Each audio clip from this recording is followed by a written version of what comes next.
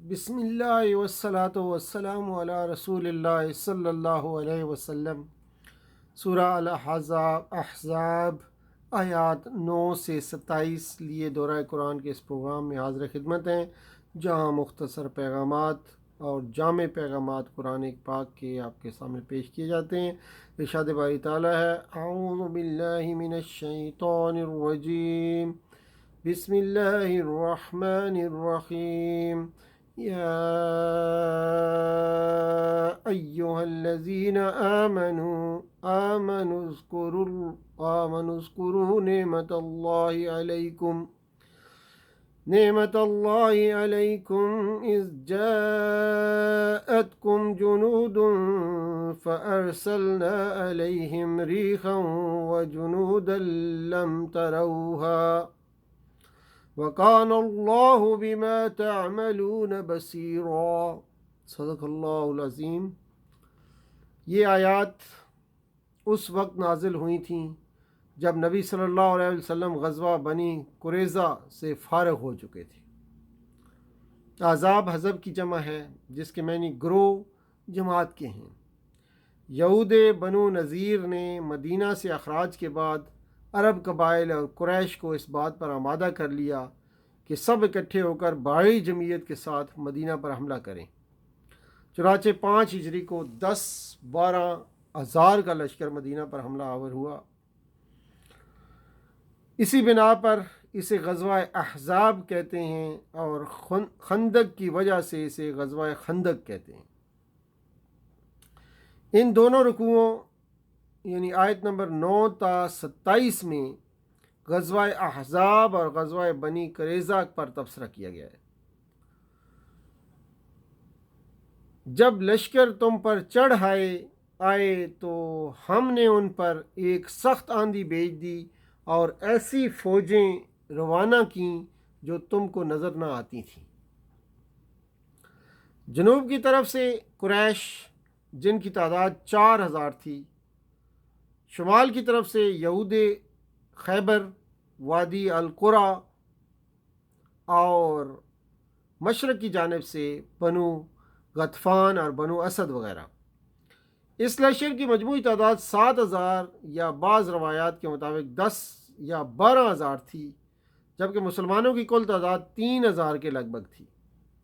حضرت سلمان فارسی رضی اللہ تعالیٰ عنہ کے مشورے پر نبی کریم صلی اللہ علیہ وسلم نے شمال مغرب کی طرف کوہ صلع کو پشت پر لے کر 3.5 میل لمبی خندق کھدوائی،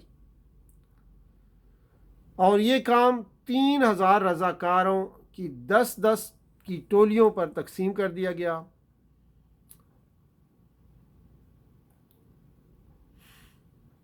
نگاہ کا حیرت دہشت کی بنا پر اصل جگہ سے ہٹ جانا، خوف کے مارے آنکھوں کا پتھرا جانا، ترچھا ہونا، یہ لفظ ایک ہے جس کا یعنی زاغت، وَإِذَا زَاغَتِ تو ابصار کی بات ہوئی، تو جس کے یعنی کہ زاغت زیغن مصدر سے ہے، جس کے معنی کچی گمراہی، حق سے انحراف، پھرنا، ہٹنا، ٹیڑھا ہونا، ایک طرف جھکنا۔ اس کی نسبت بصر کی طرف ہو جائے تو معنی ہوتے ہیں آنکھوں کا، نگاہ کا حیرت یا دہشت کی بنا پر اصل جگہ سے ہٹ جانا، خوف کے مارے آنکھوں کا پتھرا جانا، ترچھا ہو جانا۔ حناجر کا لفظ استعمال ہوا ہے، حنجراتن کی جمع ہے، اس کے معنی ہے گلا، سانس کی نالی، اور کلیجے منہ کو آ گئے معنی ہو گئے۔ اے یثرب والو، تمہارے لیے اب ٹھہرنے کا کوئی موقع نہیں ہے، پلٹ چلو۔ اس فقرے کے 2 مطلب ہیں۔ اس کا ظاہری مطلب یہ ہے کہ خندق کے سامنے کفار کے مقابلے میں ٹھہرنے کا کوئی موقع نہیں ہے، شہر کی طرف پلٹ جاؤ۔ اور باطنی مطلب یہ ہے کہ اسلام پر ٹھہرنے کا کوئی موقع نہیں ہے، اب اپنے آبائی دین کی طرف پلٹ جانا چاہیے تاکہ سارے عرب کی دشمنی کے خطرات سے بچ سکیں۔ ہمارے گھر خطرے میں ہیں، ہمارے گھر غیر محفوظ ہیں۔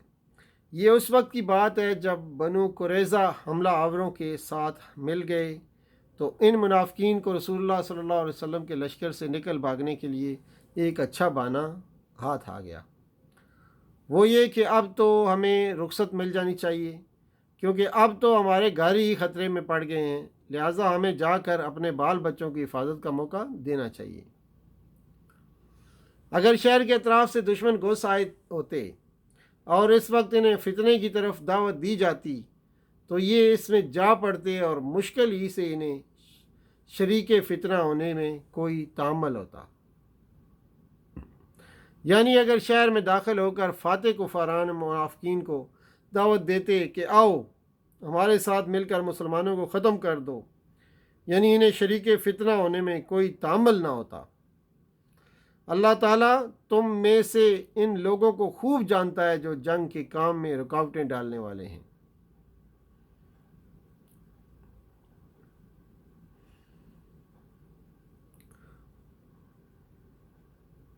مگر جب خطرہ گزر جاتا ہے تو یہی لوگ کینچی کی طرح چلتی ہوئی زبانیں لیے تمہارے استقبال کو آ جاتے ہیں۔ پھر اہل کتاب میں سے جن لوگوں نے ان حملہ آوروں کا ساتھ دیا تھا، اللہ ان کی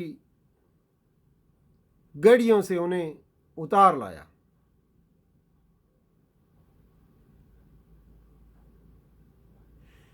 تو یہ تھیں چند آیات سورہ احزاب کی، جو کہ آج ہم نے ان کا مختصر پیغام آپ کے سامنے رکھا۔ اسی پہ اکتفا کرتے ہیں، ارشاد باری تعالیٰ ہے جہاں پہ اختتام ہو رہا ہے وَقَانَ اللَّهُ عَلَى كُلِّ شَيْءٍ قَدِيرًا۔ صدق اللہ العظیم وآخر دعوانا ان الحمد للہ رب العالمین، والسلام علیکم ورحمۃ اللہ وبرکاتہ، وصلی اللہ تعالیٰ علی خیر خلقہ محمد وعلی آلہ وصحبہ اجمعین برحمتک یا ارحم الراحمین۔